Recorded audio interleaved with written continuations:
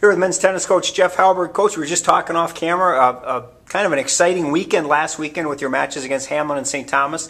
The Hamlin match comes out as a 6-3 victory with 5 of the 6 singles matches going to the Super Breaker or the third set, and then probably ran out a little steam against a very solid St. Thomas team in dropping an 8-1 decision there. Kind of recap from a coach's perspective what you saw last weekend in your 2 conference matches.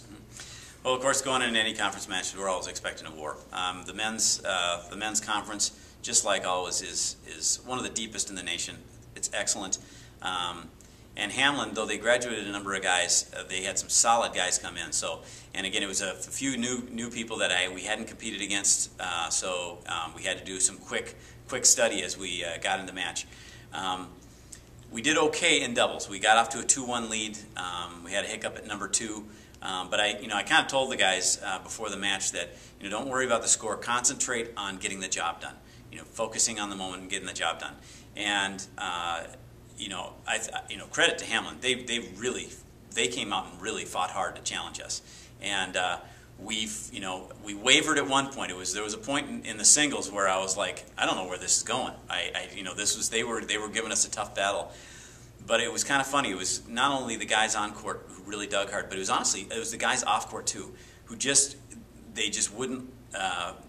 wouldn't go quietly. They were cheering their guys on. They were willing them to victory, and it was almost like having that extra person on just to help you out a little bit.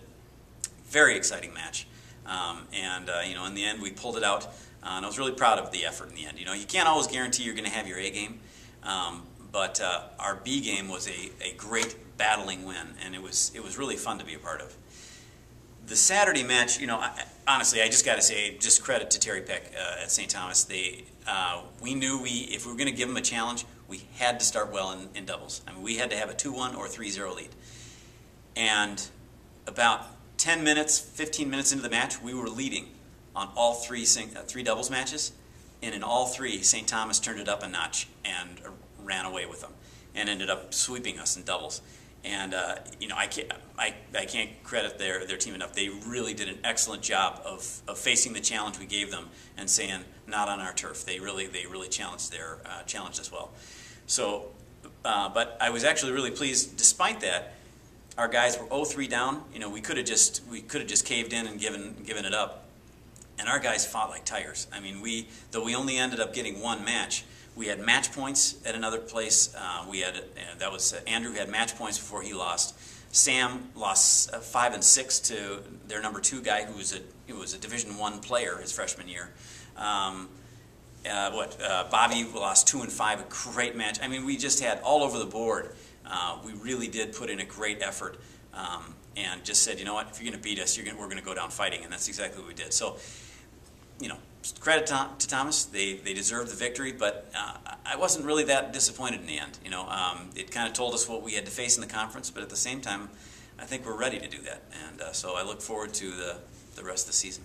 It's kind of fun to see the depth that you've got on the guys' team. We talk all the time about Mike Lunka and Bobby Steingraber and Sam Puff, and Andrew Rangich, your seniors, but yet one of the freshmen has really come on and really having a great year in Colin Kazarowski. He's 11-1 right now in singles play and playing very well. That really must help you as a coach add to that depth, and that you've got a player like that who can play, probably anywhere in the lineup, but is a very talented individual. Absolutely. That's one of the keys to our success really has been that our team really right through the lineup, any given guy can really challenge the other. So we don't really fall off a whole lot. Colin's had an amazing year. He is an absolute warrior on the court. I mean, his match against Hamlin was probably a good example of that. He lost the first set 6-0. He just couldn't find the court for love or money. He just couldn't. He was struggling to get the ball in play. And we went out. He's down. He was actually down early in the second set. And we went out and talked to him and just said, this is one of these days where you're just going to have to absolutely refuse to lose. It may not be pretty, but you have to make this guy play, because he was just giving him too many shots. And, but Colin's got that warrior mentality, and he was like, all right, that's what I got to do. Comes back, wins, second set 6-2, and then I think it was like 10-6 in the breaker. I mean, the guy at the end, his opponent, you could tell the guy wanted to just break his rackets. He was so frustrated, because Colin was just like, no, not on my watch. You're not taking me today. And that's been his attitude all season long. So yeah, we love his just that little warrior attitude. I mean, he's not a big guy, but he's got a huge heart, huge heart. And now you step out of conference play for a couple of matches on Saturday. You head to Madison, Wisconsin to play Edgewood and Augustana. Talk a little bit about Saturday's matches and really the importance of these two non-conference matches kind of in the heat of the MIAC season.